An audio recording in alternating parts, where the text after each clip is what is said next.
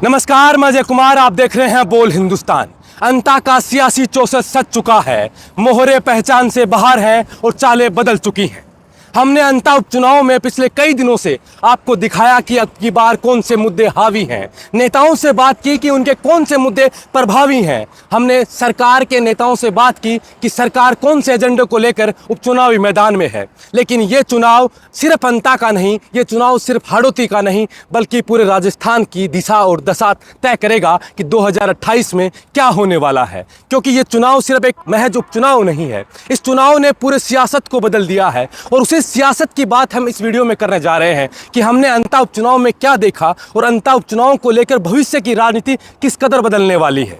आपने देखा कि एक मुख्यमंत्री को 2 बार रोड शो करने पड़ रहे हैं सिर्फ महज एक सीट के लिए, जिससे ना तो सरकार बदल रही है और ना ही सरकार को कोई फायदा है। और आपने ये भी देखा कि जिसका दिल नहीं मिलता वो मुख्यमंत्री, पूर्व मुख्यमंत्री वर्तमान मुख्यमंत्री के साथ हाथ से हाथ मिलाकर अपने प्रत्याशी को जिताने की जद्दोजहद में लगी हुई है। हमने ये भी देखा कि एक मुख्यमंत्री जो बिहार उपचुनाव में थे, वो बिहार का चुनाव छोड़कर अंता में रोड शो कर रहे हैं। हमने ये भी देखा कि एक पूर्व उप मुख्यमंत्री सचिन पायलट वो भी सियासी मैदान में कूद चुके हैं। और यहाँ जातीय समीकरण को साधने के लिए दोनों बड़ी पार्टियां अपने अपने उन नेताओं को मैदान में उतार कर जातिगत समीकरणों को साधने के लिए घर घर, गांव गांव, गली गली घुमा रही है। तो क्या इन नेताओं का प्रभाव इतना बड़ा पड़ेगा कि अंता का चुनाव बदल जाएगा? लेकिन जैसे ही नरेश मीणा की इस चुनाव में एंट्री हुई तो न केवल सोशल मीडिया लेकिन पूरे राजस्थान में इस चुनाव की हलचलें पैदा कर दी। और जैसे ही नरेश मीणा ने कल परसों 8 तारीख को जो एक सभा की थी, उस सभा के बाद तो सियासी पंडित भी ये सोचने पर मजबूर हो गए कि यहाँ हो क्या रहा है। क्योंकि राजस्थान के इतिहास में, वर्तमान इतिहास की बात करें तो पहली बार 2 दिग्गज नेता, एक राजपूत समाज से और एक जाट समाज से, राजेंद्र हुड्डा और हनुमान बेनीवाल, जो विपरीत ध्रुव की राजनीति करते हैं, वो दोनों एक मंच पर दिखे। और नरेश मीणा इसको लेकर कहते भी हैं कि मैंने गुज्जर मीणाओं को एक किया, अब जाट राजपूतों को एक करने का मंच मैंने सजाया है। तो क्या ये मंच कांग्रेस और बीजेपी दोनों के लिए मुश्किलें पैदा करेगी? कौन से मुद्दे कितने प्रभावी हैं? क्या मुद्दों पर चुनाव लड़ा जा रहा है? इस वीडियो में हम वही बात करेंगे जो हमने वहां देखा। जनता ने हमें जो बताया, नेताओं ने हमें जो समझाया कि हम कैसे चुनाव लड़ रहे हैं। तो आपने देखा पिछले कई दिनों से चुनावी माहौल गरमाया हुआ था और आज की रात वो है राजनीति में जिसे कत्ल वाली रात कहते हैं। महज 12 घंटे बाद अंता की जनता ये फैसला कर चुकी होगी कि आने वाले 2.5 साल वो किसे अपना सिकंदर बनाने जा रही है। 2.5 साल का प्रतिनिधित्व किसे सौंपने जा रही है। 3 मुख्य उम्मीदवार हैं जो टक्कर में हैं, बीजेपी, कांग्रेस और निर्दलीय प्रत्याशी नरेश मीणा। अब साख दांव पर 2 मुख्यमंत्रियों की लगी हुई है। एक तरफ अशोक गहलोत की साख दांव पर लगी हुई है, एक तरफ वसुंधरा राजे पूर्व मुख्यमंत्री हैं, उनकी साख दांव पर लगी हुई है। कहते हैं कि हाड़ौती में वसुंधरा राजे और उनके परिवार की इतना बड़ा कद है कि उनसे हटकर टिकट भी नहीं दिया जाता। तो ये भी मोरपाल को जो टिकट दिया गया है वो भी वसुंधरा राजे के इशारे पर मिला है। वहीं अगर भाया की बात करें तो वो अशोक गहलोत के काफ़ी करीबी माने जाते हैं और बिना देरी किए हुए, बिना सोच विचार किए हुए जब चुनाव का ऐलान हुआ तो तुरंत भाया को टिकट पकड़ा दिया गया। लेकिन अंता में एक नारा जो घूमा कि भाया रे भाया खूब खाया, वो नारा पूरे चुनाव में इतना बड़ा नारा बन गया कि पूरी कांग्रेस मिलकर भी उस नारे का डैमेज कंट्रोल नहीं कर पाई।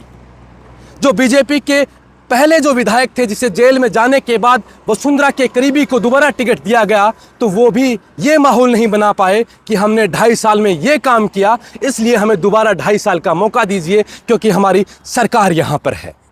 और नरेश मीणा जो 2 साल में 3 चुनाव लड़ चुके हैं, वो भी पार्टियों से बगावत कर चुनाव लड़ चुके हैं।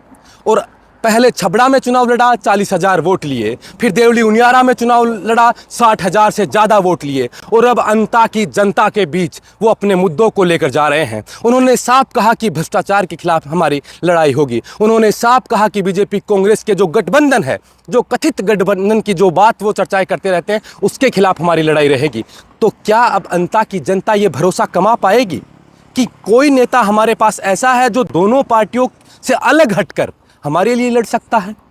और जो गोविंद सिंह डोटासरा ने जाट कार्ड वहां खेला, जिसका अंता में ज़्यादा प्रभाव नहीं है, लेकिन मारवाड़ और शेखावाटी में ज़्यादा प्रभाव देखने को मिलेगा कि 2028 में गोविंद सिंह डोटासरा क्या कहना चाह रहे हैं। लेकिन उसको लेकर जब हनुमान बेनीवाल की वहाँ एंट्री हुई तो उन्होंने उस कार्ड को फेल कर दिया। अब देखना ये होगा कि कल सुबह जब वोटिंग होगी तो क्या पैटर्न रहेगा, क्योंकि अंता की जनता ने हमसे ये कहा कि यहाँ सरकारें बदली, नेता बदले, अलग अलग नेताओं को हमने चुना, लेकिन बुनियादी जो मुद्दे हैं, फसल के मुआवजे की बात करें, सड़क की बात करें, रास्ते की बात करें, स्कूलों की बात करें, कॉलेजों की बात करें, उनसे हम नदारद ही रहे। वो मुद्दों पर हमें यहाँ के नेता बात करने वाले नहीं मिले। हाँ, एक प्रत्याशी आया है, 12 जिले से अपना संबंध रखता है, अंता मांगरोल में चुनाव लड़ने के लिए पहली बार निर्दलीय ताल ठोकी है, वो मुद्दों की बात कर रहा है। अब वो कितने मुद्दों पर टिका रहेगा और कितने मुद्दों पर उनके बीच लड़ेगा, ये देखना बड़ा दिलचस्प होगा। लेकिन अंता की जनता अब की बार क्या जातीय जो समीकरण है, क्योंकि आप देखें तो दोनों बड़ी पार्टियां अपने अपने उन नेताओं को जातीय समीकरण सेट करने के लिए चुनावी मैदान में लाई है। सचिन पायलट का अगर रोड शो देखें तो उनका मन नहीं लगा कि वो प्रचार करने में खुश थे, लेकिन आना पड़ा पार्टी आलाकमान का इशारा था, आदेश था। लेकिन जैसे ही वो आखिरी सभा करने की बात आई तो सचिन पायलट वहाँ से चले गए। तो वो क्या मैसेज देना चाहते थे? सियासत में सबसे बड़ा होता है परसेप्शन। वो क्या परसेप्शन बनाना चाह रहे थे कि गुजरों को कांग्रेस के साथ नहीं जुड़ना है। प्रहलाद गुंजल, जिसे नरेश मीणा कहते हैं कि वो द्रोणाचार्य की तरह मुझे आशीर्वाद दे रहे हैं, कौरवों के साथ खड़े हैं लेकिन आशीर्वाद मेरे साथ है। पायलट जो भीष्म पितामह की तरह खड़े कांग्रेस के साथ हैं लेकिन आशीर्वाद मुझे दे रहे हैं। तो क्या जनता को ये मैसेज उन लोगों ने दे दिया कि आपको किसे चुनना है? अब महज कुछ घंटे बचे हैं। मैं हाईवे के ऊपर ये वीडियो शूट कर रहा हूँ। जितनी रफ्तार से यहाँ गाड़ियाँ नहीं दौड़ रही, उतनी रफ्तार से राजस्थान के नेताओं के साथ साथ राजस्थान की जनता की दिल की धड़कन दौड़ रही है कि कल क्या होने वाला है। और कल का चुनाव परिणाम चाहे कुछ भी हो, लेकिन 2028 की शुरुआत हो चुकी है कल अंता की धरती से। और 2028 का चुनाव भी ये मान सकते हैं कि यहाँ से अगर तीसरी ताकत जीतती है तो दोनों बड़ी पार्टियों के लिए एक बड़ी चुनौती होगी। अब आप लोगों ने इतने दिनों तक ये वीडियोस देखे, अलग अलग प्लेटफॉर्म पर आपने एनालाइज किया, जनता अंता की जनता के मुद्दे सुने, नेताओं की बात सुनी। आप लोगों को क्या लगता है कि अंता में क्या मुद्दे प्रभावी हैं, या नेताओं के चेहरे प्रभावी हैं, या दिग्गज जो नेता बने हैं वो प्रभावी रहेंगे, या फिर जो उम्मीदवार हैं वो प्रभावी रहेंगे? जातीय समीकरण का कितना बड़ा फैक्टर यहाँ पे रहेगा और कौन इसे साधने में सक्षम है, ये आपके ऊपर निर्भर करता है। और मैं आप पर छोड़ के जाता हूँ कि कमेंट के माध्यम से आप हमें ये बताएं कि जातीय समीकरण का कितना बड़ा फैक्टर दोनों पार्टियों के लिए चुनौती है और दोनों पार्टियों के लिए फायदे का सौदा है।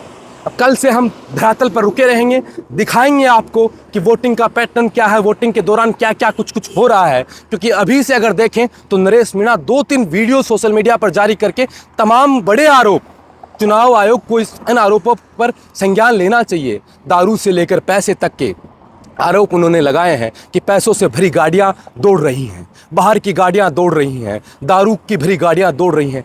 चुनाव में ये चीज़ ठीक नहीं है। तो चुनाव प्रशासन अच्छा काम कर रहा है।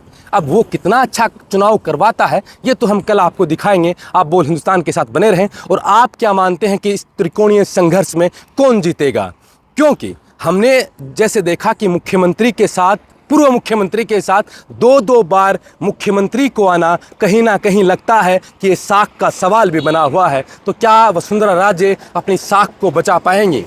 और क्या गोविंद सिंह डोटासरा जो एक बड़े समाज का तमगा अपने साथ लगाया, तो वो अपना ये साख बचा पाएंगे? या फिर निर्दलीय प्रत्याशी जो तीसरा चुनाव लड़ रहे हैं वो अब की बार अंता का सिकंदर बनने जा रहे हैं? आपकी क्या राय है? कमेंट कर आप जरूर बताएं। आप देख रहे थे बोल हिंदुस्तान, मैं अजय कुमार। नमस्कार।